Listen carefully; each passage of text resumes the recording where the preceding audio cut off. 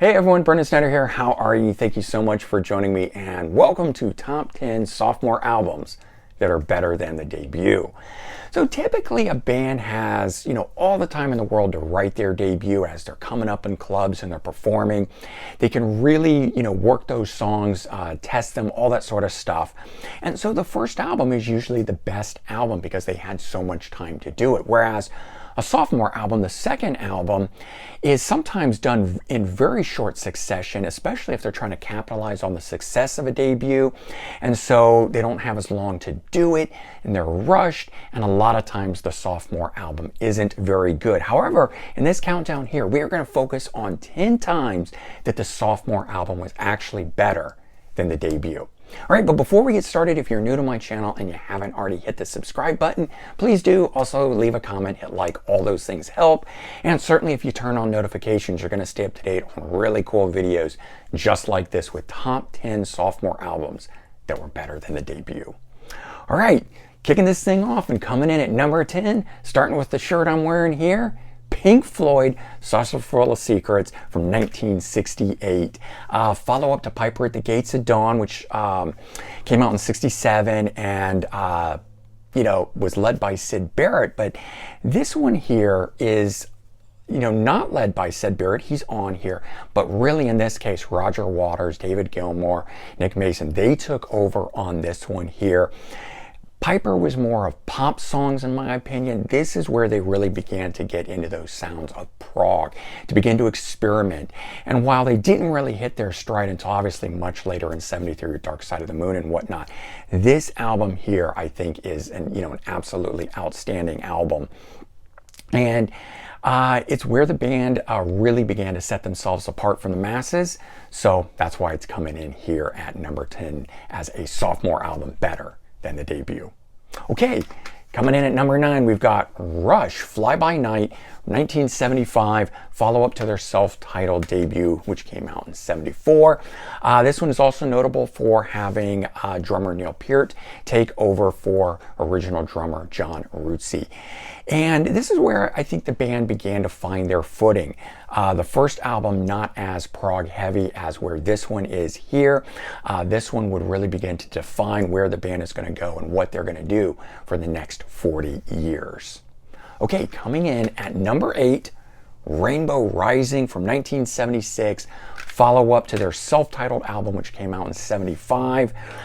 So from that first album into this one here, Ritchie Blackmore, the guitar player, only retained Ronnie James Dio, and he built a new band, almost a super group for this lineup here. And it would also define how the band was going to be and what they were going to do going forward. But of course, we got Ritchie Blackmore on guitar from Deep Purple, Ronnie James Dio on vocals, formerly from Elf in the last album. He brings in Cozy Powell on drums from the Jeff Beck group, and then adds in Jimmy Bain on bass and Tony Carey on keyboards.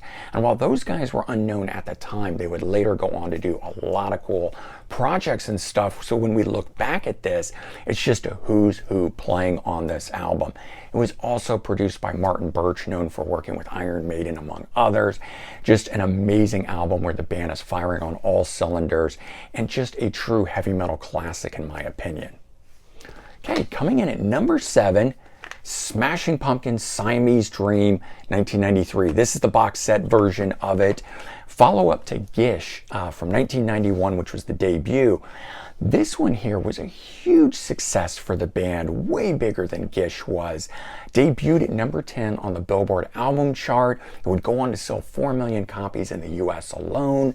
Filled with a ton of hits, big hits, not just radio ones or whatever, but I mean, like, you heard it everywhere. Cherub Rock, Today, Disarm, Mayonnaise, Rocket. So many great songs came off of this album, and it's really considered to be one of the high marks in alternative rock movement of the early 90s. Okay, coming in at number 6, Aerosmith, Get Your Wings from 1974. Follow up, of course, to the, self-titled album from 73, where I think the band was still, again, trying to find its footing like a lot of these bands were.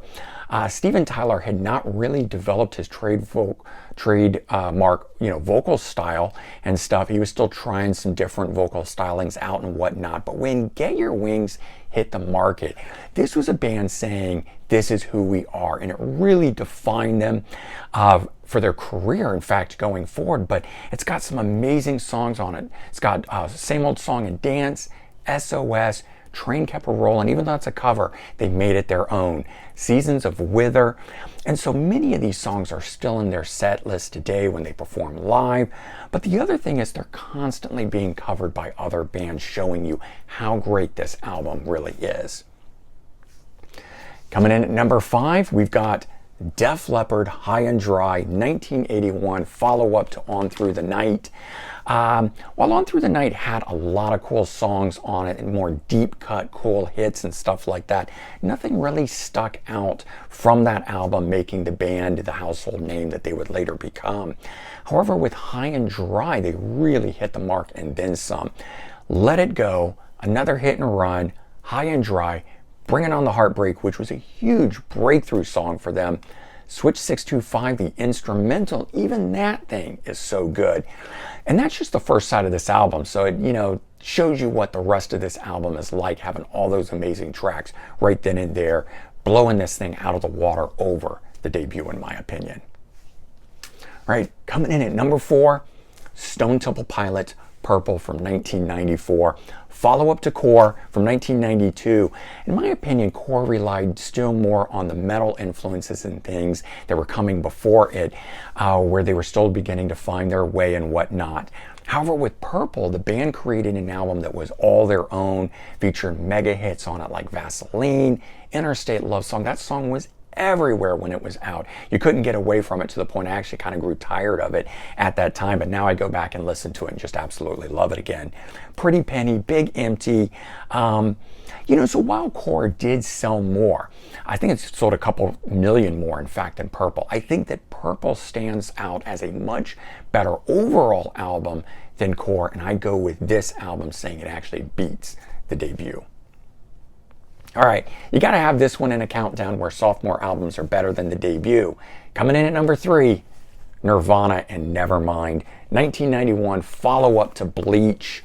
That was a really solid album, Bleach, but I think it came out too early because that was 1989, and it just didn't have the push and marketing of a major label behind it. Otherwise, it might have done what Nevermind did, but Nevermind, being signed to the major label, the Dave Geffen company records, DGC, and it came out at the right time. It was just enough past all of that glam and everything where everyone was saying, there's too much of that stuff, looking for something new. So everything aligned for this particular album here. And then it features these monster hit songs: Smells Like Teen Spirit, Come As You Are, Lithium, In Bloom. But the thing is, all of the album, the whole album was played at different times on radios and stuff, with all these amazing standout tracks and everything on it. So it's just one of those albums that everything on it was super good. And to me, in and of all of those things, helps this album stand out as the dominant album. Coming in at number 2, we've got Led Zeppelin II, 1969 release, follow-up to their self-titled and or number 1, which came also out in 1969. So the first album, in my opinion, was still a carryover from where the Yardbirds had been and what they were morphing into. I didn't feel like that Led Zeppelin had really found their footing just yet on that one when I listened back to everything. There's a lot of cool songs off of the debut, don't get me wrong. It's just that I think that the follow-up album, number 2 here, is where it's at for the band, where they really came into their own on it. Both of the albums obviously were huge successes, but I just feel this one here is much stronger in terms of its songs. Whole Lot of Love, Heartbreaker, Living Loving Maid, Ramble On. But again, the songs on this one here, all of them have been played at different times. All of them have been covered at different times.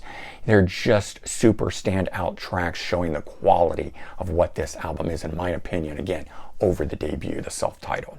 All right, we're down to number 1. So the number 1 album, in my opinion, that is the sophomore album better than a debut, goes to Black Sabbath, Paranoid, 1970.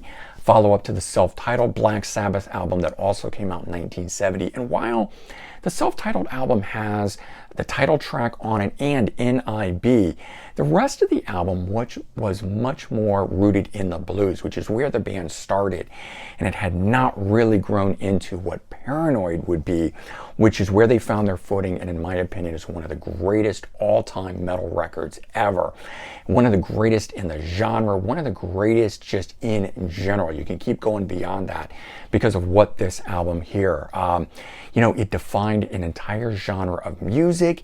It created scores of imitators, featured some of their most well-known songs, the title track, Paranoid, but it's got War Pigs on it, Iron Man, Fairies Wear Boots, Planet Caravan, that Pantera would later cover and have a huge hit with. So the album itself cemented the band's reputation more so than the debut did. And because Black Sabbath are ultimately the architects of metal, in my opinion, and arguably, the biggest band of that genre, that's why this album here is my choice, at least for sophomore albums that are better than the debut. So there you go. There are 10 albums that I feel are better than the debut album. But, there's scores more out there, and I'm sure you've got plenty of them as well that you want to throw out there. I really debated on this.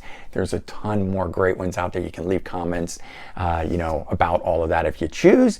But certainly let me know which one is your favorite sophomore album that you feel is better than the debut. All right, everyone, take care. Have a good one, and I'll talk to you soon. Bye-bye.